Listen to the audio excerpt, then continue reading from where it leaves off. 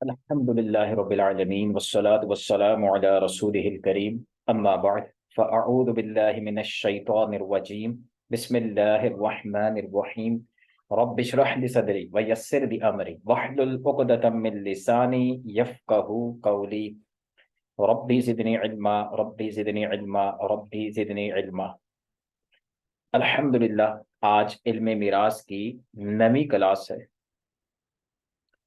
रसूल पाक सैयदी आलम नूर मुजस्सम सल्लल्लाहु अलैहि वसल्लम ने इरशाद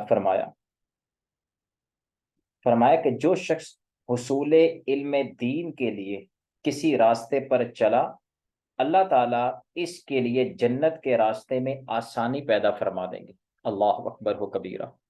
इस हदीस पाक के माना मफहूम में से, इसकी शरह में से एक इसकी शरह ये है, एक इसकी वजाहत ये है कि जन्नत के रास्ते पर चलना जो है उसके लिए आसान कर दिया जाएगा। इसका मतलब ये है कि जन्नत ज़ाहिर है कि वही जाएगा जो नेकोकार परहेजगार होगा, गुनाहों से बचने वाला होगा।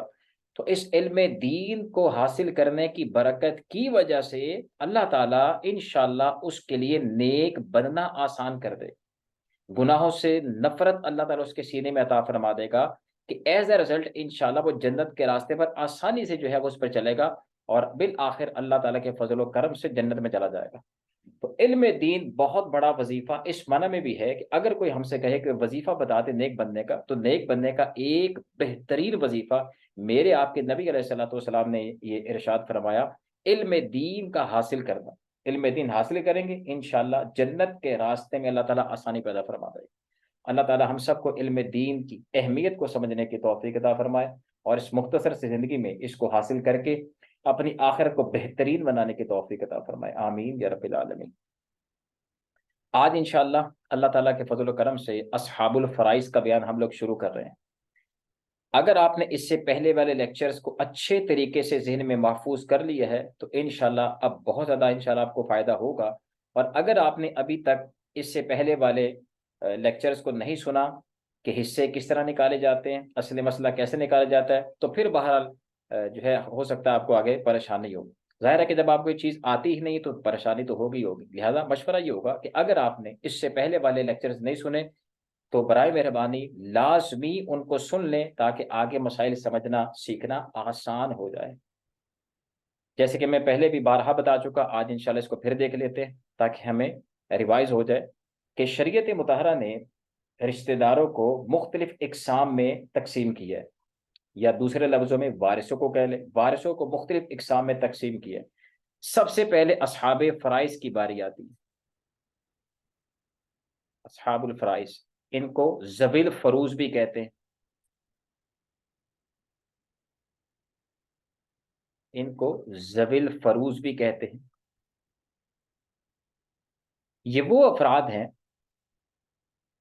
कि जिनका हिस्सा शरीयत मुतहरा ने खुद बयान कर दिया है, खुद तय कर दिया है, खुद मुकर्रर फरमा दिया है। ये कुल 12 अफराद हैं, जिनमें से 4 मर्द हैं और 8 औरतें।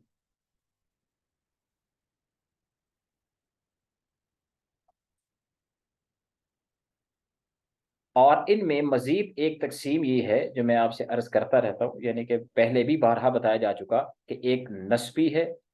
यानी इन 12 अफराद में दो तरह के अफराद मौजूद हैं, नस्बी रिश्तेदार और सबबी रिश्तेदार। सबबी यानी किसी सबब के जरिए, और सबब क्या है? निकाह। जाहिर है कि निकाह के जरिए शोहर और बीवी ही होंगे, शोहर और बीवी। इसका मतलब यह है कि दो तरह के अफराद वो हैं जो इसमें सबबी रिश्तेदार हैं, और दो के अलावा बकिया 10 अफराद जो हैं वो नस्बी रिश्तेदार हैं, खूनी रिश्तेदार हैं। अगर, मैं आपसे पहले भी अर्ज कर चुका था कि अगर किसी शख्स ने इन असहाबुल फराइज की हालतों को याद कर लिया, जो 12 अफराद हैं इनकी हालतों को याद कर लिया, तो आप समझ लें कि आपने 75 to 80% विरासत को अच्छे तरीके से आप समझ गए। असल में पूरी विरासत में इनकी हालतें याद करना ही एक अहम काम है, अहम इशू है। अगर आपने असहाबुल फराइज की इन 12 अफराद की हालतें याद कर लें तो समझ लें एक बहुत बड़ा विरासत का हिस्सा आप सीख गए। इंशाल्लाह पूरी कोशिश होगी कि इंतहाई आसान करके मिसालों के साथ इसको समझाएं, ताकि इसको समझना आसान अल्लाह ताला हमारे लिए करते। अच्छा जी, सबसे पहले हमने देखा अस्हाबुल फराइज, इनको देने के बाद, और ये हमने देख लिए थे कि इनको जो हिस्से दिए हैं शरीयत ने वो 6 किस्म के हैं। 1/2, 1/4, 1/8, 2/3, 1/3, 1/6। ये 6 तरह के हिस्से इनको दिए जाते हैं। अस्हाबे फराइज को देने के बाद अगर माल बच जाए तो दूसरे नंबर पर फिर असबात की बारी। ये भी रिश्तेदार ही होते हैं, लेकिन इनका नंबर दूसरा है। दूसरे नंबर पर असबात आते हैं। जो ऊपर से बचेगा वो सारे का सारा ये ले जाएंगे, इनका अपना कोई मुकर्ररा हिस्सा नहीं होता। और अगर किसी के असहाबे फराइज हो ही ना, तो फिर इस सूरत में सारे का सारा माल ये असबा ले जाते हैं। अगर किसी के असबात ना हो तो फिर तीसरी सूरत है रद की। तीसरी सूरत है रद की, यानी अगर किसी के असहाबे फराइज थे, हमने उनको हिस्सा दे दिया, माल बच गया, हम नीचे आए लेकिन नीचे किसी के असहाबे असबात ही नहीं है, तो फिर तीसरी सूरत है रद की। रद के हवाले से मैंने आपसे अर्ज किया था कि रद हमेशा जो है, रद का मतलब ये वापस दे दिया जाएगा। असहाबे फराइज को सारे का सारा माल वापस दे दिया जाएगा। और रद जो है सिर्फ और सिर्फ नस्बी रिश्तेदारों पे होता है, सिर्फ और सिर्फ इन पर रद होगा। सबभी रिश्तेदारों को वापस नहीं दिया जाता, इनको दोबारा नहीं दिया जाता। यानी मियां बीवी को, शोहर बीवी को दोबारा वापस नहीं दिया जाता माल। तो यहां तक जो है हमने बारहा इसको समझ लिया, सीख लिया। अब आज इंशाअल्लाह अल्लाह के फजल करम से हम लोग असहाबे फराइज को देखेंगे। असहाबे फराइज के हवाले से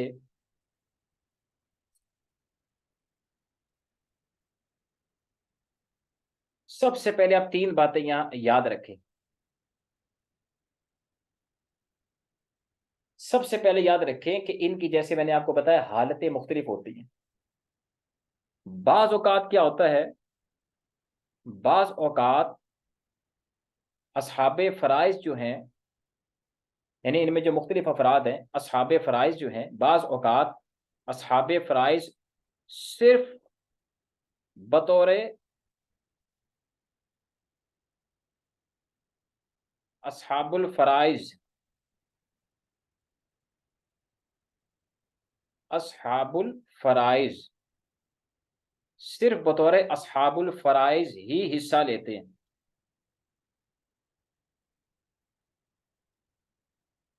यानी कि बाज़ औक़ात ऐसा होता है कि जो असहाबे फराइज में अफराद हैं वो सिर्फ और सिर्फ बतौर असहाबे फर्ज हिस्सा लेते हैं। यानी यहाँ जो मुकर्ररा हिस्सा है बस फकत वही लेंगे, इससे हट के वो हिस्सा नहीं लेंगे।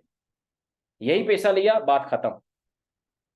अच्छा, बाज़ औक़ात ये होता है, बाज़ औक़ात ये होता है कि इन असहाबुल फराइज में से बाज़ लोग बतौर फर्ज भी हिस्सा ले जाते हैं। बतौर फर्ज यानी जो मुकर्ररा हिस्सा है,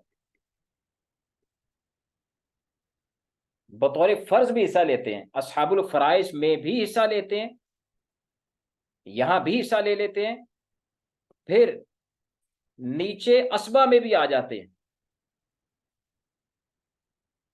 में भी आ जाते हैं, और दीगर असहाबुल फराइज को हिस्सा देने के बाद, हिस्सा देने के बाद बचा हुआ सारा ले जाते हैं।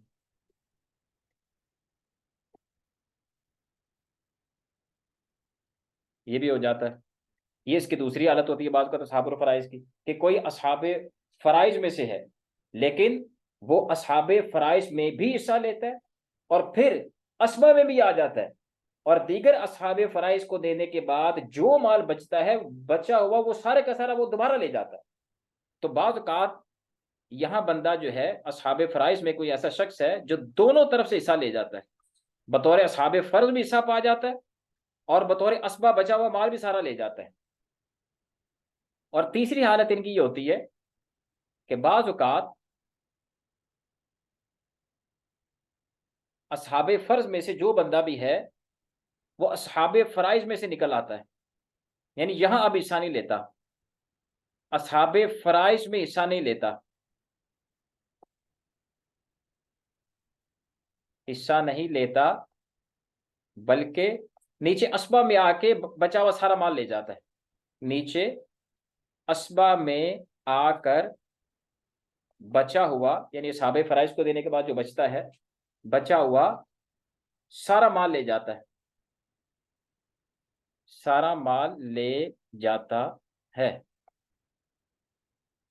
तो बतौर असबा। तो खुलासा कलाम इस पूरी गुफ्तगू का यह बना कि असहाबे फराइज की तीन हालतें होती। बाज़ औक़ात ये होता है, पहली हालत ये होती है कि ये सिर्फ और सिर्फ असहाबे फराइज में रहते हुए ही हिस्सा पाते हैं, बस हिस्सा ले लिया, खत्म होगी बात। अच्छा, बाज़ औक़ात इनकी ये हालत बन जाती है बाज़ अफराद की कि वो बतौर फर्ज भी हिस्सा लेते हैं, यानी असहाबे फराइज में रहते हुए भी अपना फर्जी हिस्सा लेते हैं, और उसके बाद नीचे असबा में भी आ जाते हैं, और असबा में आकर दीगर असहाबे फराइज को देने के बाद जो माल बचता है वो बतौर असबा सारे का सारा माल फिर वो ले जाते हैं, डबल हिस्सा यहाँ पर आ जाते हैं। तीसरी हालत ये होती है कि ये लोग जो भी इस तरह की हालत में आएगा, बाज़ का फिर ये होता है, तीसरी हालत इनकी ये होती है कि असहाबे फराइज होते हुए ये असहाबे फराइज में से हिस्सा नहीं लेते, बल्कि यहां से निकल जाते हैं, नीचे असबा में आ जाते हैं और बतौर असबा हिस्सा पाते हैं, यानी असहाबे फराइज को देने के बाद जो बचता है वो सारे का सारा ये ले जाते हैं। और अगर असहाबे फराइज हो ही ना तो ये बतौर असबा सारा का सारा माल ले जाते हैं। तो ये तीन हालतें हैं, इनका याद रखना जरूरी है। आगे यही तीन हालतें जो हैं वो बार बार इस्तेमाल होंगी। अब हम अल्लाह का नाम लेकर असहाबे फराइज को शुरू करते हैं। असहाबे फराइज में सबसे पहले हम मर्दों को देखते हैं। हमने देखा चार मर्द होते हैं इनमें, इनमें चार मर्द हैं। तो मर्दों में सबसे पहला जो शख्स है जो असहाबे फराइज में आता है वो है बाप। बाप किसका बाप? मरने वाले का बाप। बाप किसका बाप? मरने वाले का बाप या मरने वाली का बाप। जाहिर है मर्द हो सकता है या औरत होगी। मर्द है तो उसका वालिद बाप, औरत मरी है तो उसका बाप। अगर मरने वाले का बाप जिंदा हो तो अब याद रखें कि पहला नुक्ता यह है कि बाप उन 6 अफराद में से है जो कभी महरूम नहीं होता। ये मैंने पहले आपको बता दिया था, 6 अफराद ऐसे हैं जो कभी महरूम नहीं होते। ठीक है, जो कभी महरूम नहीं होते, ये बाप उनमें से एक है। वो कौन कौन से अफराद थे? बाप, माँ, बेटा, बेटी, शौहर, बीबी। ये अगर जिंदा हो तो हर हाल में हिस्सा पाते हैं। हिस्से में कमी ज्यादती हो सकती है लेकिन महरूम कभी नहीं होंगे। तो बाप उनमें से एक है।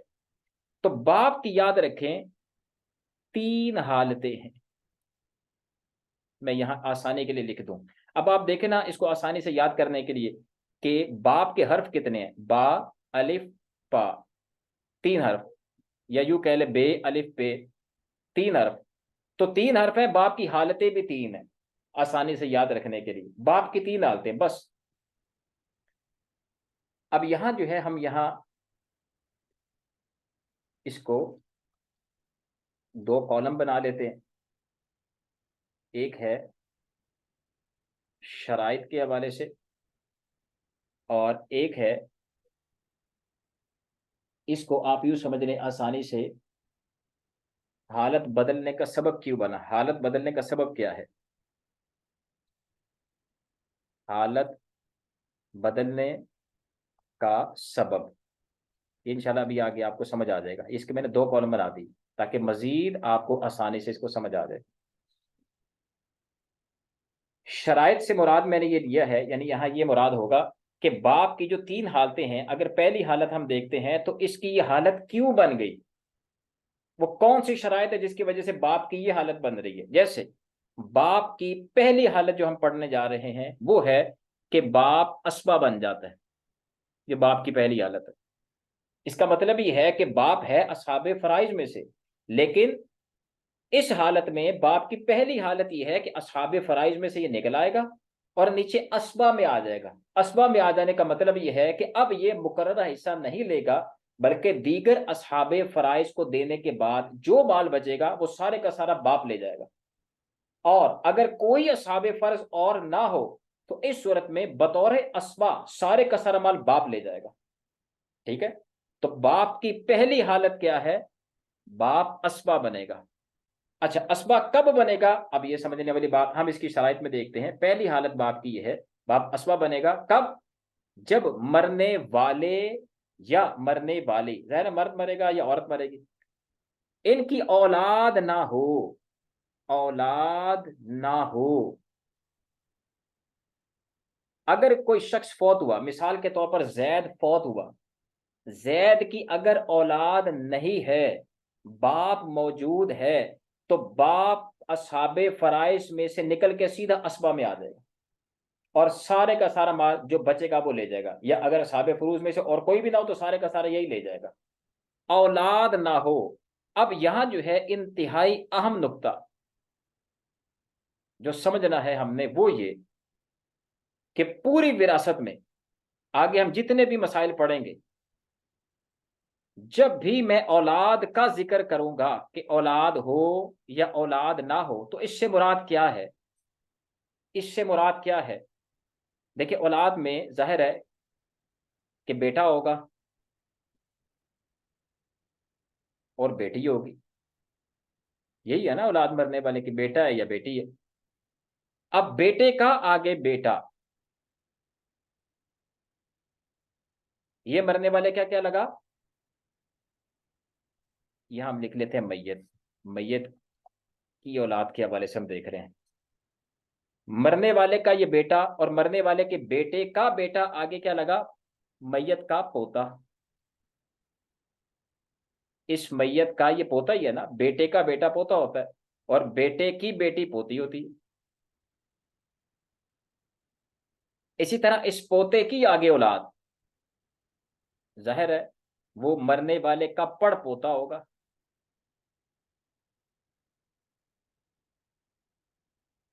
और ये उसकी बेटी, पोते की बेटी पड़ पोती होगी मरने वाले की, पड़ पोती।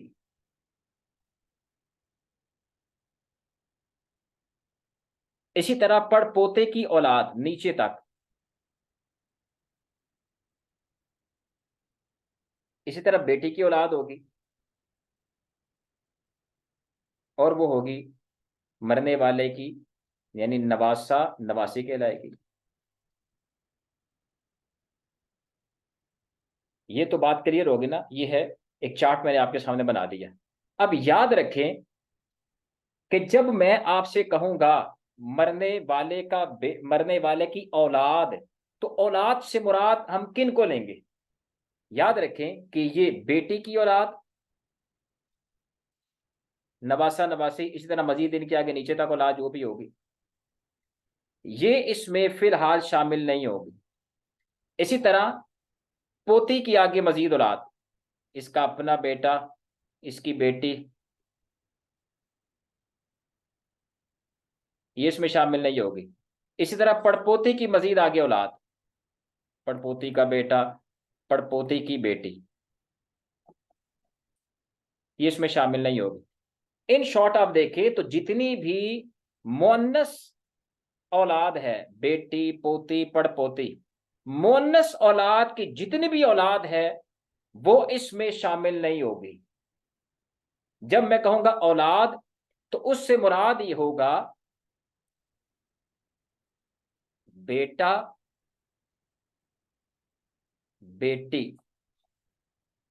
पोता, पोती, पड़पोता, पड़पोती, इसी तरह पड़पोते की नीचे तक औलाद, पड़पोते की औलाद, मेल की औलाद। औलाद से मुराद याद रखें पूरी विरासत में, जब तक हम, चूंकि हमने सिर्फ और सिर्फ असहाबे फराइज पढ़ने हैं और असबात पढ़ने हैं, तो चूंकि ये फीमेल्स की जो औलाद है, यानी बेटी की औलाद, नवासा नवासी, इसी तरह पोती की औलाद, पड़पोती की औलाद, तो चूंकि ये ना असहाबे फराइज में आते हैं ना असबात में है, लिहाजा जब हम जिक्र करेंगे कि मरने वाले की या मरने वाली की औलाद ना हो, औलाद से मुराद क्या होगा, बेटा, बेटी, पोता, पोती, पड़पोता, पड़पोती। अच्छी तरह इसको जहन में रखें, अच्छी तरह इसको जहन में रखें। औलाद से मुराद क्या हम लेंगे? बेटा, बेटी, पोता, पोती, पड़पोता, पड़पोती। एक बात तो ये है औलाद। ये ग्रीन वाला निशान जो है ये मुतलकन औलाद को शो कर रहा है कि बेटा, बेटी, पोता, पोती, पड़पोता, पड़पोती। इसका मतलब ये है, मैंने आपसे अर्ज किया कि बाप जो है असबा बनेगा कब? जब मरने वाले की औलाद ना हो, मतलब मरने वाले या वाली का बेटा, बेटी, पोता, पोती, पड़पोता, पड़पोती, इसी तरह पड़पोते की औलाद नीचे तक कोई भी ना हो, एक भी ना हो, तो फिर बाप असबा बनेगा। एक बात ये होगी, ठीक है। अच्छा, दूसरी चीज इसमें हम ये देखेंगे, ये तो है मुतलकन औलाद। अगर मैं आपसे कहूं मरने वाले की मुजक्कर औलाद, मुजक्कर औलाद, मेल औलाद, मुजक्कर औलाद, तो इससे मुराद याद रखें, ये इसको हम ब्लू निशान दे देते हैं। मुजक्कर औलाद से मुराद होगा बेटा, पोता, पड़पोता, ये सब मुजक्कर औलाद कहलाएगी उसकी। ये मुजक्कर औलाद है। अगर मैं कहूं कि मरने वाले की मुजक्कर औलाद, तो मुराद होगा बेटा, पोता, पड़पोता, इसी तरह नीचे तक, पड़पोते का भी आगे बेटा। ठीक है, ये भी क्लियर हुआ। अगर मैं कहूं मरने वाले की मुअन्नस औलाद, फीमेल औलाद मुअन्नस वाले की, तो इससे मुराद ये होगा, इसको हम ये वाला कलर दे देते हैं। अगर मैं कहूं मरने वाले की मुअन्नस औलाद, तो मुअन्नस औलाद से मुराद होगा बेटी, पोती, पड़पोती, इसी तरह पड़पोते की नीचे बेटी। ठीक हो गया? तो ये अगर मैं आपसे कहूंगा मरने वाले की मुअन्नस औलाद, मुअन्नस औलाद से मुराद बेटी, पोती, पड़पोती। अब आप देखें, अगर मैं कहूं मरने वाले की औलाद, औलाद से मुराद बेटा, बेटी, पोता, पोती, पड़पोता, पड़पोती, इसी तरह पड़पोते की नीचे तक औलाद। और अगर मैं कहूं कि मरने वाले की मुजक्कर औलाद, मेल औलाद, तो सिर्फ बेटा, पोता, पड़पोता, इसी तरह आगे इसका नीचे तक बेटा, ये मुराद। अगर मैं कहूं मरने वाले की मुअन्नस औलाद, तो मुअन्नस औलाद में बेटी, पोती, पड़पोती, इसी तरह पड़पोते की आगे बेटी। उम्मीद है कि यहां तक औलाद के हवाले से आपका कंसेप्ट क्लियर हो गया होगा। अब आए अपने असल मसले की तरफ। हम ये देखा था कि अगर बाप की पहली हालत क्या है, बाप असबा बनेगा। असबा कब बनेगा? जब मरने वाले की औलाद ना हो। औलाद ना हो मतलब ना बेटा हो, ना बेटी हो, ना पोता हो, ना पड़पोता, ना पोती हो, ना पड़पोता हो, ना पड़पोती हो, इसी तरह पड़पोती की औलाद नीचे तक कोई भी इनमें से एक भी ना हो, तो इस सूरत में बाप डायरेक्ट असबा बनेगा, असहाबे फराइज से निकल जाएगा। ठीक हो गया? अब हम इसकी मिसाल देखते हैं।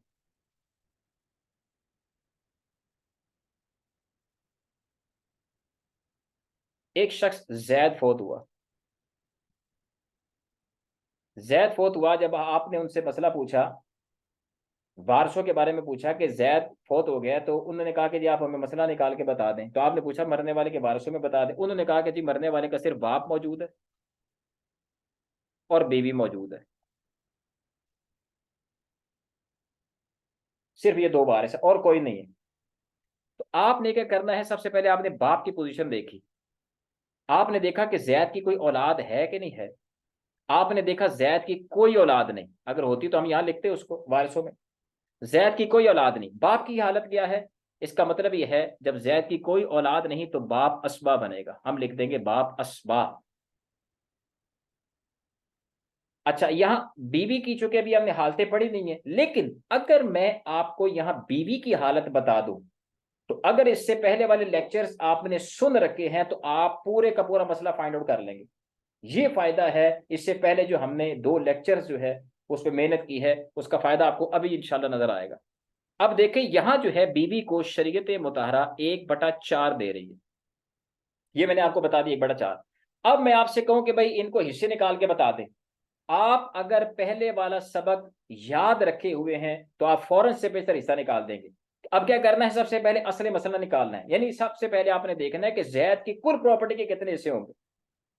आपने देखा, हमने सीखा है कि अगर असहाबे फराइज में से उनके हिस्सों में से कोई एक हिस्सा आ जाए, उसी को असली मसला बना देते। तो चूंकि यहाँ एक ही है 4, हम कहेंगे कुल प्रॉपर्टी के 4 हिस्से होंगे, यानी असले मसला 4 बनेगा। अब इन 4 हिस्सों में से इसका चौथा हिस्सा बीवी को देना है, ये भी हमने सीखा हुआ है। वो कैसे निकालेंगे, हम 4 का टेबल काउंट करेंगे, ये वाला 4, 4 1s are 4, तो इसका मतलब 4 का चौथा हिस्सा क्या है, 1। अब आपने 4 में से एक हिस्सा जो बीवी का था वो दे दिया, 4 में से 1 निकालें तो बकिया कितने हिस्से बचे, बकिया हिस्से 3 बचे। तो असहाबे फराइज को देने के बाद जो बचता है वो असबा ले जाता है। 4 में से 1 बीवी को दिया, बकिया बचे 3, और बाप है ही असबा, यानी बचा हुआ सारे का सारा वो ले जाएगा। इसका मतलब बकिया 3 हिस्से बाप को मिल जाएंगे। आप आने वाले को जवाब ये देंगे कि देखो भाई, मरने वाले की कुल प्रॉपर्टी के 4 हिस्से होंगे और इसमें से बीवी को 1 हिस्सा मिलेगा और बाप को 3 हिस्से मिलेंगे। अगर आप उसको समझाना चाहें तो ये समझा दें कि देखो, बीवी को बतौर असहाबे फर्ज 1 हिस्सा मिलेगा और बाप को बतौर असबा 3 हिस्से मिल जाएंगे। अब देखिए, उसने हमें प्रॉपर्टी अपनी बताई नहीं है, तरका नहीं बताया कि तरका कितना है जी, इसको आप बांट दें, नहीं, हमने सिर्फ उसको हिस्से बता के दे दिए। ये हमारा जवाब फाइनल हो गया।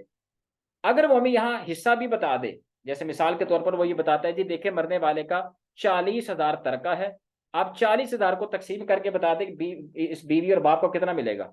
अब आपने देखा कि 40,000 तरका है, आपने कुल प्रॉपर्टी के कितने हिस्से किए, 4।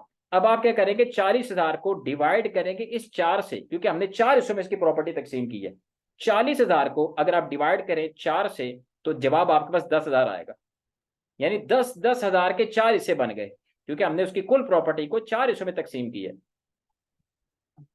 ठीक है, 4 हिस्से हो गए, 1 2 3 4। आपने बीवी को कितने हिस्से दिए, 1। इसका मतलब बीवी का 1 हिस्सा है, बीवी को 10,000 मिल गए और बकिया 3 हिस्से जो है वो बतौर असबा बाप ले गया, यानी बकिया 30,000 बाप ले गया। इसका मतलब ये है, जैद की प्रॉपर्टी जो 40,000 थी उसमें से 10,000 बीवी को मिलेगा, 30,000 बाप को मिलेगा। तो ये आपको अब फायदा पता चला होगा कि जो हमने पीछे 2 क्लासेस में मेहनत की है उसका फायदा ये है कि यहां तक स्टूडेंट पहुंचते पहुंचते अगर वो पहले सीखा हुआ तो फाइनलाइज कर लेता है, सारा मसला समझ जाता है। सिर्फ उसको ये आप बता दें कि इनकी हालतें क्या बनेगी, बाकी सारा मसला स्टूडेंट खुद निकाल देगा, खुद फाइनलाइज उसको कर लेगा। तो अब बाप की हमने पहली हालत ये देखी है कि बाप असबा है, यानी हो सकता है ना कि एक शख्स फौत हुआ, उसकी शादी नहीं हुई थी, उसकी औलाद ही कोई नहीं, या शादी हुई भी थी तो उसकी औलाद ही कोई नहीं हुई, वो फैंसी फौत हो गया। तो अब जब उसकी औलाद ही कोई नहीं, ना बेटा ना बेटी ना पोता ना पोती ना पड़पोता ना पड़पोती, इसी तरह नीचे तक, तो बाप असबा बनेगा। अच्छा, यहाँ एक और मैं आपको मिसाल दूं ताकि मसला मजीद क्लियर हो जाए। अब ये देखें, किरण है, किरण है, किरण की बेटी है, इसके शोहर ने इसको तलाक दे दी। पहला शोहर, पहले शोहर ने इसको तलाक दे दी किरण को। अब किरण ने जो है जैद से निकाह कर लिया, किरण और जैद से कोई औलाद नहीं हुई, इन दोनों से कोई औलाद नहीं हुई, यहां तक कि जैद जो है वो फौत हो गया। अब आपने जैद का मसला निकाला, जैद फौत हो गया। अब आपसे पूछा गया भाई उसके मरने वालों में क्या है, उन्होंने बताया जी मरने वाले का बाप है और मरने वाले की फकत एक बीवी है, ये किरण जो है इसकी बीवी है। अब आपने देखना है कि मरने वाले की औलाद है कि नहीं है। अब आप गौर करें, हमने कहा मरने वाले की, मरने वाले की, जैद मरा है, जैद की कोई औलाद नहीं है, ये बेटी ये जैद की नहीं है, ये किरण की है। जब किरण मरेगी तो किरण की बेटी ये शुमार होगी, जैद की नहीं। इसका जैद के साथ कोई लिंक नहीं, लिहाजा हमने जब जैद का मसला पढ़ना है तो देखना जैद की औलाद है कि नहीं है, जैद की कोई औलाद नहीं। जब जैद की कोई औलाद नहीं, इसका मतलब जैद का वालिद जो है वो असबा बनेगा। ठीक है, तो ये उम्मीद है इस हवाले से आप समझ गए होंगे कि हमने मरने वाले की औलाद देखना है, मरने वाले की औलाद है या नहीं है। इससे आगे जो है वो फिर इंशाल्लाह मजीद हम मिसालें देखेंगे। दूसरी हालत, अच्छा ये हालत बदलने का सबब ये भी इंशाल्लाह भी आपको मैं समझाता हूँ। पहली हालत हमने देखी कि बाप असबा बनेगा, दूसरी हालत ये है कि बाप 1/6 बतौर असहाबे फर्ज में लेगा, जमा असबा भी बन जाएगा, फिर असबा बन जाएगा। ये बाप की दूसरी हालत है, ये पहली हालत है और ये दूसरी हालत है। बाप की दूसरी हालत क्या है कि 1/6 बतौर असहाबे फर्ज भी लेगा, ऊपर भी हिस्सा लेगा और फिर नीचे असबा में दोबारा आ जाएगा, ये इसकी दूसरी हालत है, और बचा हुआ फिर दोबारा सारा माल ले जाएगा। ये कब लेगा? इस दूसरी हालत की उस सूरत में लेगा जब मरने वाले या मरने वाले की मुअन्नस औलाद हो, फकत मुअन्नस औलाद हो। मुअन्नस औलाद से मुराद क्या है? अभी आपने देखा मुअन्नस औलाद से बेटी, पोती, पड़पोती। यानी अगर मरने वाले की मुअन्नस औलाद हो, बेटी हो या पोती हो या पड़पोती हो या तीनों ही हो या कोई एक हो, अगर मरने वाले की मुअन्नस औलाद हो तो इस सूरत में बाप 1/6 भी लेगा असहाबे फर्ज में रहते हुए, और फिर दोबारा असबा में भी आ जाएगा और बतौर असबाब में भी बचा हुआ सारा माल ले जाएगा। ठीक है, ये बाप की दूसरी हालत है। मुअन्नस औलाद हो, फकत मुअन्नस औलाद हो, मुजक्कर ना हो, यहां मैं लिख देता हूं, मुजक्कर ना हो। ऊपर तो है ना कि फकत औलाद ही ना हो, दूसरा है कि औलाद तो है लेकिन सिर्फ मुअन्नस औलाद है, मुजक्कर औलाद नहीं है। मुजक्कर औलाद ना हो, मुअन्नस औलाद है, तो इस सूरत में बाप 1/6 जमा असबा। इसकी हम मिसालें देख लें। जैसे एक शख्स फौत हुआ, पता चला कि उसका फकत बाप है और उसकी एक बेटी है। जैसे इससे पहले हमने देखा था ना, किरण के हवाले से हमने देखा कि भाई किरण जो है, ये औरत ये फौत हो गई है, किरण फौत हो गई, इसका बाप है और इसकी एक बेटी है। अब आपने सबसे पहले बाप की हालत देखनी है। बाप की हालत इस वक्त क्या बन रही है? हमने देखा कि बाप की चूंकि मरने वाली की मुअन्नस औलाद मौजूद है, बेटी मौजूद है, इसका मतलब बाप 1/6 भी लेगा जमा असबा भी बनेगा, बाद में बचा हुआ माल सारा भी ले जाएगा। अब अगर, चूंकि बेटी की हालत में पता नहीं है, अगर मैं यहां बेटी की हालत आपको बता दूं, आप पूरे का पूरा मसला आप फाइनलाइज कर सकते हैं। देखें, यहां बेटी को शरीयत मुताहरा 1/2 दे रही है। अब आप देखें इसके कुल प्रॉपर्टी के कितने हिस्से बनेंगे। असली मसला क्या बनेगा? आप देखें ग्रुप ए का ग्रुप बी के साथ आ गए। जब ग्रुप ए का ग्रुप बी के साथ आ जाए तो हमारा फार्मूला क्या है? 2 × 3, 2 3 6, यानी कुल प्रॉपर्टी के 6 हिस्से होंगे। अब 6 में से सबसे पहले बाप को बतौर असहाबे फर्ज छठा हिस्सा देना है, तो हम क्या करेंगे? 6 का टेबल पढ़ेंगे। 6 1 जार 6, 6 का 1/6 क्या बना? 1, और 6 का 1/2 यानी हाफ क्या बना? हम पढ़ा गिनेंगे, 2 1 जार 2, 2 2 जार 4, 2 3 जार 6, तो 6 का आधा क्या बना? 3। अब 3 और 1 कितने हुए? 4, और कुल ऊपर हिस्से कितने हैं? 6, यानी कि अभी 2 हिस्से रह गए। असहाबे फराइज को हमने दे दिए उनके हिस्से, बाप को 1, बेटी को 3, 2 हिस्से रह गए, और जो बचे वो असबा ले जाता है। बाप यहाँ असबा भी है, लिहाजा बतौर असबा बाप मजीद 2 हिस्से फिर ले जाएगा। इसका मतलब यह है कुल प्रॉपर्टी के 6 हिस्से होंगे, 3 हिस्से बेटी को मिलेंगे और 3 हिस्से बाप को, जिसमें से 1 हिस्सा बतौर असहाबे फर्ज है और 2 हिस्से बतौर असबा है।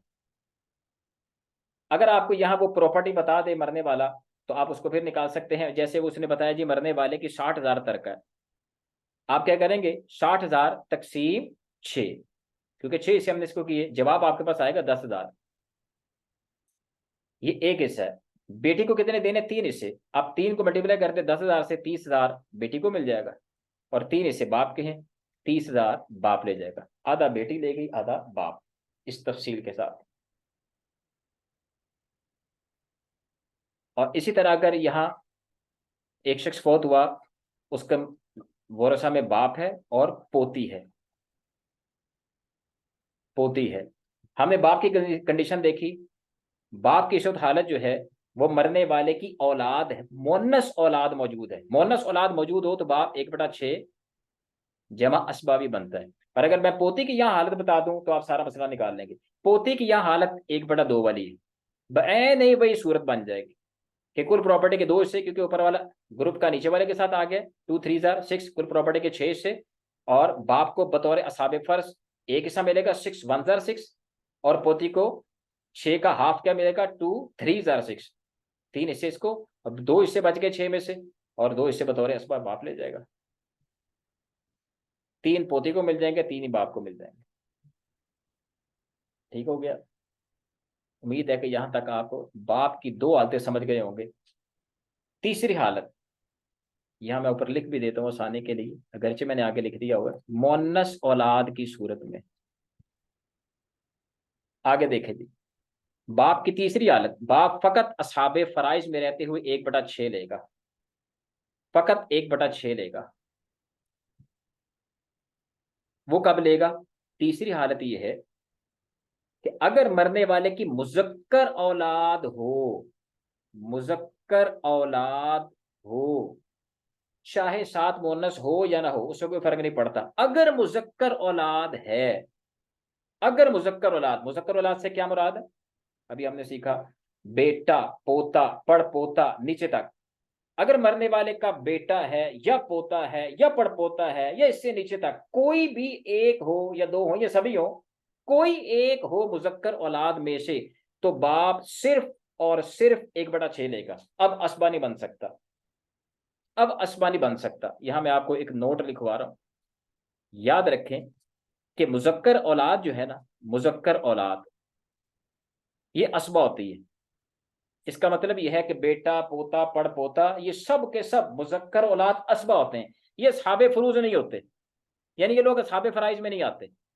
एक असूल मैंने आपको पहले ही समझा दी है यहाँ पे, ये होते ही असबा है।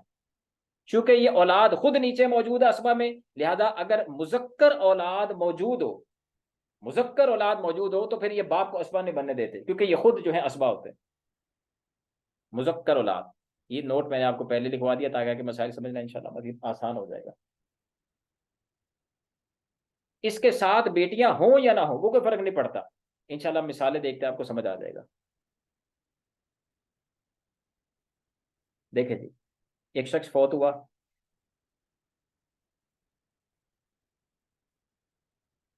उसका बाप भी है और उसका एक बेटा भी है।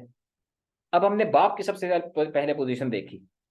बाप की पोजीशन क्या बन रही है? हमने देखा कि मरने वाले की मुजक्कर औलाद है, यहां बेटा हो या पोता हो, बेटा ना होता पोता होता, पोता ना होता पड़ पोता होता, सेम कंडीशन, सेम कंडीशन। क्योंकि मैंने अभी आपको बताया कि मुजक्कर औलाद जो है असबा होती है, बेटा लगा लें या पोता लगा लें या पड़पोता लगा लें। हमने सबसे पहले बाप की हालत देखी, बाप जो है चूंकि मुजक्कर औलाद मौजूद, हम बेटे को देख रहे हैं, मुजक्कर औलाद मौजूद, बाप को सिर्फ 1/6 मिलेगा बस। और बेटा, हमने देखा बेटा असबा। अब कुल प्रॉपर्टी के कितने हिस्से होंगे? अब हमने देखा कि उन 6 हिस्सों में से फकत एक आ गया, कुल प्रॉपर्टी के 6 हिस्से होंगे। इसलिए मैंने आपको कहा कि अगर आपने इससे पहले वाला सबक नहीं ना पढ़ा अच्छे तरीके से, याद ही नहीं किया या सुना ही नहीं है, तो फिर आपको मसाइल समझना बड़े मुश्किल हो जाएंगे। अगर आपने उसको रट्टा हुआ है तो आपके लिए ये बिल्कुल मुश्किल नहीं है, बहुत आसान है, क्योंकि एक हिस्सा आ गया तो उसी को असली मसला बना देंगे। कुल प्रॉपर्टी के 6 हिस्से, बाप को कितने मिलेगा? 6 6 का छठा कितना है? 1। और 6 में से 1 गया, बकी कितने बचे? 5। और असबा होता ही वो है जो बकी बचा हुआ ले ले, बकिया 5 इसे बेटा ले जाएगा। हम ये कहेंगे कुल प्रॉपर्टी के 6 हिस्से होंगे, जिनमें से एक हिस्सा बाप को मिलेगा और बेटे को बतौर असबा 5 हिस्से मिलेंगे। एक और मिसाल देखें।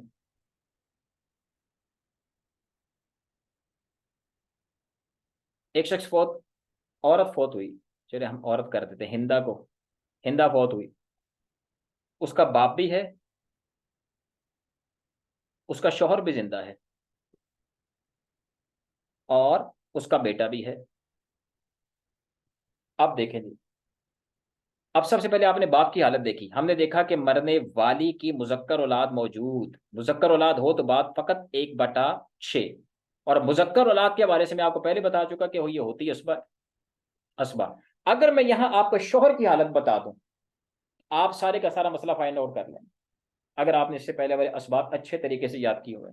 इस वक्त शोहर की हालत जो है 1/4 लें जी, मैंने आपको ये हिस्सा बता दिया। अब आपके लिए फाइनल मसला करना कोई मसला ही नहीं रहेगा।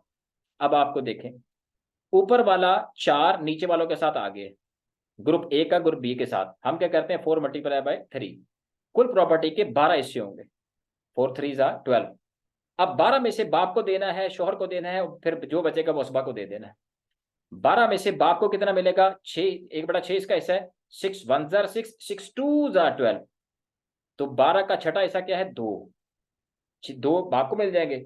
और शोहर को कितना मिलेगा? हम 4 का टेबल काउंट करेंगे, 4 1 4, 4 2 8, 4 3 12। तो 12 का चौथाई क्या बनेगा? 3। अब आप काउंट कर लें, असहाबे फर्ज को हिस्से दे दिए हमने, ये दोनों असहाबे फर्ज थे और असबा बेटा है।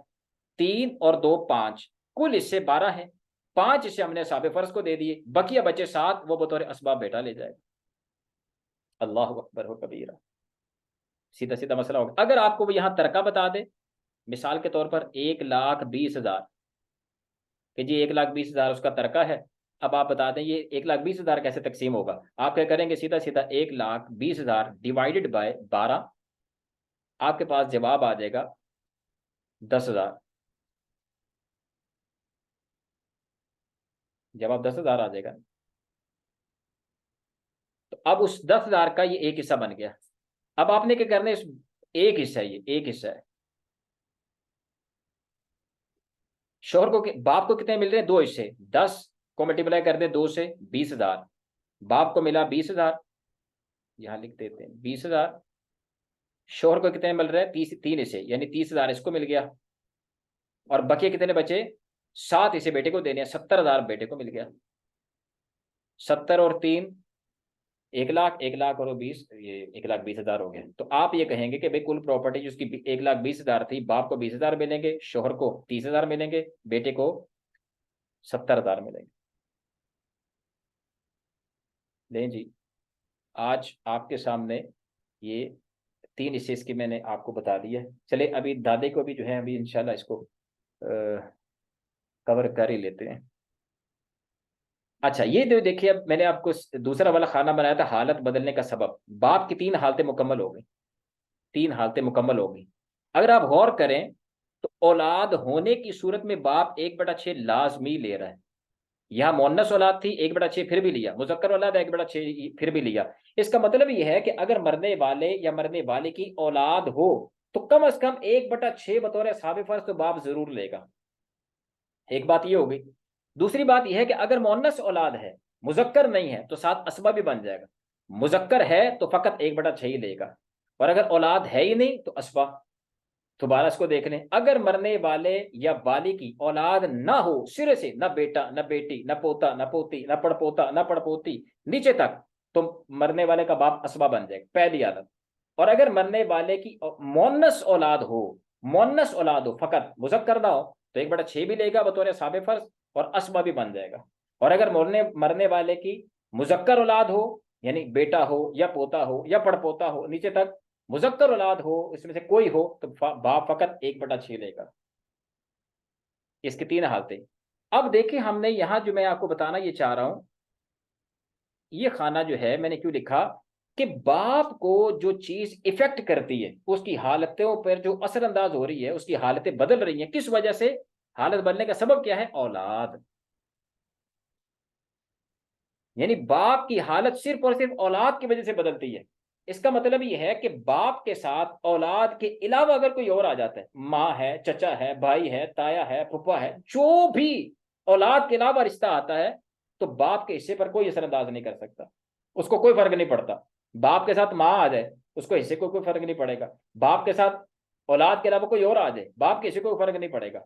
हिस्से को फर्क पड़ता है तो फकत औलाद के होने ना होने की वजह से। औलाद नहीं है, बाप असबा बन रहा है। औलाद मोन्नस है, बाप असबा जमा 1/6 भी ले रहा है, असबा भी बन रहा है। मुजक्कर औलाद है, बाप फकत 1/6 ले रहा है। तो यहाँ हालत बदलने का सबब जो है बाप की, वो औलाद बन रही है। लिहाजा जब हम मसला देखेंगे, मसला लिखेंगे, तो हम सिर्फ देखेंगे औलाद है कि नहीं है, उस हवाले से फिर बाप को एडजस्ट करेंगे कि बाप इस वक्त किस पोजीशन में जा रहा है औलाद की वजह से। एक एक्स्ट्रा चीज है, इंशाल्लाह इसको भी सीख लेंगे तो आसानी हो जाएगी। अच्छा जी, अब हम फिर साथ दादे को भी देख लेते हैं। दूसरी जो असहाबे फर्ज की शख्सियत है, दूसरा मर्द, वो है जद्दे सही। जद्दे सही, आसानी के लिए मैं यहां लिख देता हूं दादा। दूसरा फर्द जो है असहाबे फरूज में, वो है जद्दे सही। जद्दे सही किसको कहते हैं? जद्दे सही, इसकी तारीफ ये है, वो दादा, वो दादा कि मैयत की तरफ जब निस्बत करें, मैयत की तरफ जब निस्बत करें तो दरमियान में कोई औरत ना आए, उसको जद्दे सही शरीयत कह रही है। यानी हम तो उर्दू में कहते हैं ना दादा, परदादा, नाना वगैरह, लेकिन यहाँ जो टर्मिनोलॉजी इस्तेमाल हो रही है वो जद्दे सही की है। जद्दे सही कौन सा दादा है? वो दादा कि जब हम मैयत की तरफ निस्बत करें तो दरमियान में कोई औरत ना वास्ता बने। जैसे देखें, इसको मिसाल दे रहा हूं, ये मैयत है, ये मैयत है, ये इसका बाप, मरने वाले का बाप, मरने वाले की माँ, बाप का बाप यानी मरने वाले का दादा, और बाप की माँ दादी, मरने वाले की दादी, और नानी का बाप मरने वाले का नाना, नानी की माँ मरने वाले की नानी। इसी तरह दादे का बाप मरने वाले का परदादा लगा, और इस तरह दादे की माँ परदादी, इसी तरह ऊपर तक परदादे का बाप। अब आप ये देखें कि बाप, ये दादा, इस दादे और इस मैयत के दरमियान सिर्फ बाप वास्ता है, कोई औरत नहीं है। इसी तरह इस दादे और परदादे में देखें, परदादा, दादा, बाप, मैयत, इस दरमियान भी कोई औरत नहीं है। इसी तरह इसका बाप ऊपर तक, तो ऊपर तक जितना चलते जाएंगे ये सारे दादे जो हैं ये सही दादे कहलाते हैं। यानी दादा, परदादा, परदादे का बाप, उसका आगे बाप, ये सारे सही दादे हैं, जद्दे सही इनको कहते हैं। जबकि दूसरी तरफ आप देखें, माँ का बाप यानी नाना, नाना माँ के वास्ते से मैयत से जुड़ता है, यानी औरत के वास्ते से, इसलिए नाना जो है ये जद्दे फासिद कहलाता है। जद्दे फासिद, ये दो टर्मिनोलॉजीज हैं, जद्दे सही और जद्दे फासिद।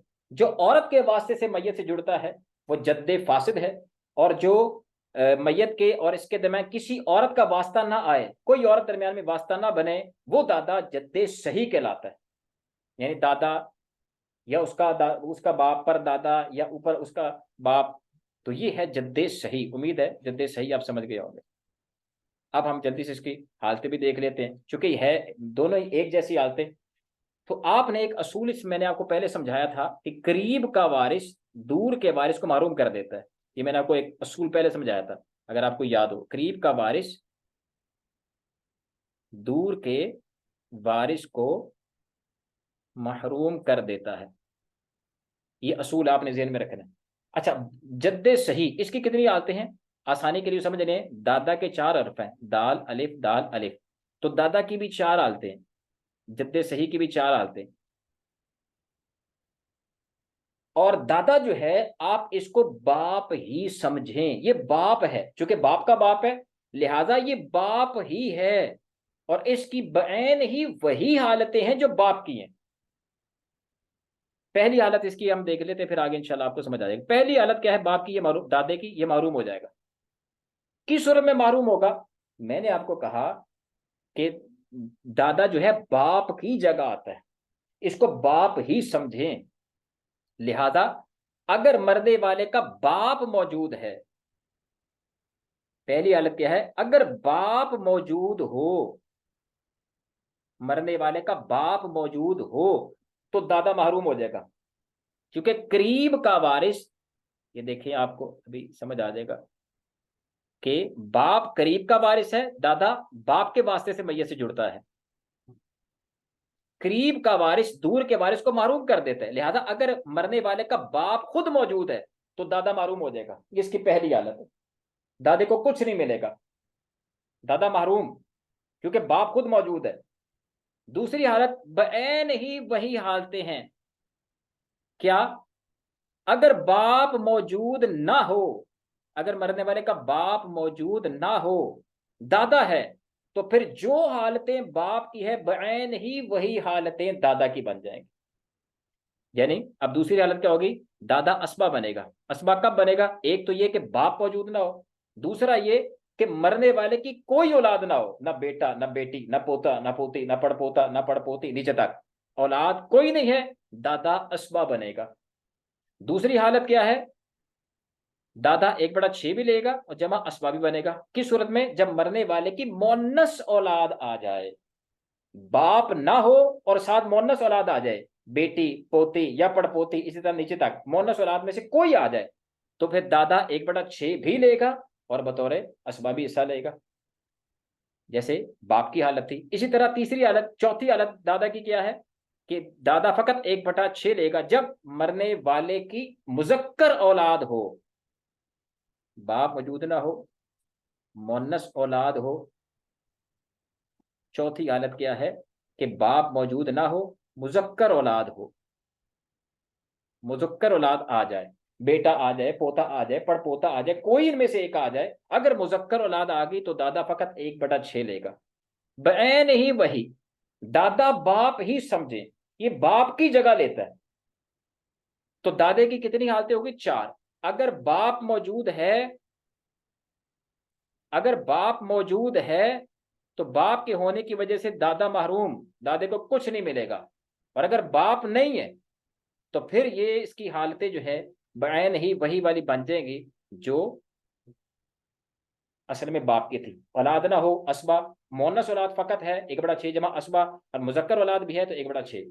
इसकी एक दो मिसालें देके इंशाल्लाह इसको हम खत्म कर लेते हैं ताकि हमारा जो है ये बाप क्लियर हो जाए। इसकी हालतें हम देख लेते हैं। हाँ, यहाँ मैं आपको इतना जरूर बता दूं, वो इंशाल्लाह आगे मैं आपको बताता हूँ कि बाप और दादे में 3-4 मकामात पे फर्क है। वो इंशाल्लाह हम अपनी जगह पे देखेंगे। बाकी हालतें वही हैं, लेकिन 3-4 हालतें ऐसी हैं कि जो बाप और दादे में थोड़ा सा फर्क है वहां पे, वो इंशाल्लाह अपने मकाम पर उसको चेक करेंगे। एक शख्स फौत हुआ, उसका दादा है और उसका बाप भी है और उसकी बीवी भी है। अब हमने देखना है सबसे पहले दादे की हालत। हमने देखा कि मरने वाले का बाप, दादे की 4 हालतें। पहली हालत क्या है? दादा मारूम हो जाता है। कब? जब मरने वाले का बाप हो। हमने देखा मरने वाले का बाप बाप है, इसका मतलब दादा फारिग, दादे को कुछ नहीं मिलेगा, मारूम। बाप की हालत हमने देखी। बाप की हमने देखी हालत के मरने वाले की, चूंकि बाप औलाद की वजह से इफेक्ट होता है, उसको हालत इसकी औलाद की वजह से बदलती है। हमने देखा मरने वाली औलाद, औलाद कोई नहीं, इसका मतलब बाप सीधा असबा बनेगा। बीवी की हालत में अब अगर आपको यहाँ पे बता दूं, आप सारा हिस्सा निकाल लेंगे। बीवी इस वक्त यहाँ 1/4 ले रही है। अब देख लें असाबे फराइज में से एक हिस्सा आया 4, हम इसी को असले मसला बना लेंगे। हम कहेंगे कुल प्रॉपर्टी के 4 हिस्से, 4 का चौथा बीवी को देंगे, 4 1 जार 4, और 4 में से एक गया, बाकी बचे 3, वो बतौर असबा बाप ले जाएगा। अगर आपको यहाँ तर्का बता दे तो आप इसको इससे डिवाइड करके उसके हिस्से भी निकाल सकते हैं। एक और मिसाल देख लेते हैं। दादा है, इस शख्स फौत हुआ, उसका दादा है और उसकी बेटी के, बस। हमने देखा सबसे पहले दादा को, दादा, चूंकि बाप मौजूद नहीं, इसका मतलब दादा हिस्सा लेगा। अब दादा हिस्सा कितना लेगा? मरने वाले की मोनस औलाद मौजूद, यानी 1/6 भी लेगा जमा असबा। अगर मैं आपको बेटी की हालत बता दूं, आप हिस्से निकाल लेंगे। बेटी की हालत यहाँ 1/2 है। अब आप देखें, ऊपर वाला 2 नीचे वाले के साथ आ गया, कुल प्रॉपर्टी के 6 से 2 3 जार 6, कुल प्रॉपर्टी के 6 से दादे को बतौर साबे फर्ज 6 1 जार 6 एक हिस्सा इसको मिल गया। बेटी को 6 का हाफ क्या मिलेगा? 2 3 जार 6, 6 का आधा 3, बेटी ले गई 3 और 1 4, 2 बच गए 6 में से, वो बतौर असबा दादा ले जाएगा। यानी 3 हिस्से दादे को मिल जाएंगे, 3 हिस्से ही बेटी को मिल जाएंगे। तो कुल प्रॉपर्टी के आप ये जवाब देंगे सामने वाले को, भाई इस बंदे की कुल प्रॉपर्टी के 6 हिस्से होंगे, बीच में से 3 हिस्से बेटी को मिल जाएंगे, 3 हिस्से दादे को मिल जाएंगे, एक बतौर असहाबे फर्ज और 2 बतौर असबा। तो ये दादे की हवाले से हो गया। एक और देख लेते हैं हम मिसाल। एक शख्स फौत हुआ, उसका बाप है, दादा है और बेटा है। हमने पहले बाप की सिचुएशन देखी, मुजक्कर औलाद मौजूद, बाप 1/6 फकत। हमने दादे की हालत देखी कि मुजक्कर औलाद मौजूद 1/6, लेकिन दूसरी तरफ हमने देखा कि बाप मौजूद है और करीब का वारिस दूर के वारिस को मारूम कर देता है। बाप के होते दादा मारूम होता है, क्योंकि दादा तो बाप की जगह लेता है अगर बाप ना हो। जब बाप खुद मौजूद तो दादा मारूम, दादा फारिग। बेटा मैंने आपको बताया मुजक्कर औलाद होती असबा है। तो अब सूरत आपके सामने है, एक ही आगे हिस्सा, हम कहेंगे कुल प्रॉपर्टी के 6 से 6 का छठा बाप को 6 1 जार 6, बकिया बचे 5, 6 में से वो बतौर असबा बेटा ले गया। तो ये अल्लाह के फजल और करम से आज हमने फ़कत 2 शख्सियात को देखा है। यहाँ इसके हवाले से भी ये देख लें कि दादे को जो उसके हालतों को मुतासिर कर रही हैं, वो 2 शख्सियात बनती हैं। एक तो ये कि बाप की वजह से दादे की हालतें बदल जाती हैं, मुतासिर होता है। बाप हो तो दादा बिल्कुल महरूम। और दूसरा है कि औलाद की वजह से दादे की हालत पे इफेक्ट आ रहा है, वही बाप वाली सूरत है इसकी। तो दो लोगों की वजह से दादे की हालत जो है उसकी बदल रही, ये ठीक है हो गया। इसके अलावा कोई और शख्स हो तो दादे की हालत पे कोई असर नहीं पड़ेगा। ठीक है ना। तो इसलिए मैं आपको यहाँ ये एक्स्ट्रा कॉलम बना के समझाने की कोशिश कर रहा हूँ कि अगर आप ये भी याद रख लेंगे तो चलो समझना आसान हो जाएगा कि जब हमारे सामने मिसाल के तौर पर यहाँ दादा है, तो हमने फकत इन दो लोगों को देखना है, यहाँ रिश्ते वारिसों में तलाश करना है कि ये दो हैं कि नहीं है, उस हवाले से उसकी हालतें बदलती। तो अल्लाह की रहमत से उम्मीद है कि काफ़ी हद तक आप इस चीज़ को समझ गए होंगे। आज असहाबे फ़राइज़ में से फ़कत हम दो पढ़ सकें। अल्लाह ताला से दुआ है कि अल्लाह ताला हम सबको इल्म दीन सीखने समझने की तौफीक अता फरमाए, जो कुछ सीखा है इसको आगे सिखाने की तौफीक अता फरमाए, और हमारी गलतियों को, कमियों को, ताहियों को मुआफ़ फरमाए। आमीन या रब्बिल आलमीन। आप सबसे गुजारिश है कि जो कुछ सीखते हैं खुदारा इसको आगे शेयर भी करें, दूसरों को सिखाएं। नबी अलैहिस्सलातु वस्सलाम ने फरमा दिया था, इस हवाले से बड़ा अहम इल्म है, इसको खुद भी सीखें, दूसरों को सिखाएं भी। अल्लाह ताला हमारे इस काबिज को कबूल मंजूर फरमाए। आमीन या रब्बिल आलमीन। अस्सलामु अलैकुम व रहमतुल्लाहि व बरकातुहू।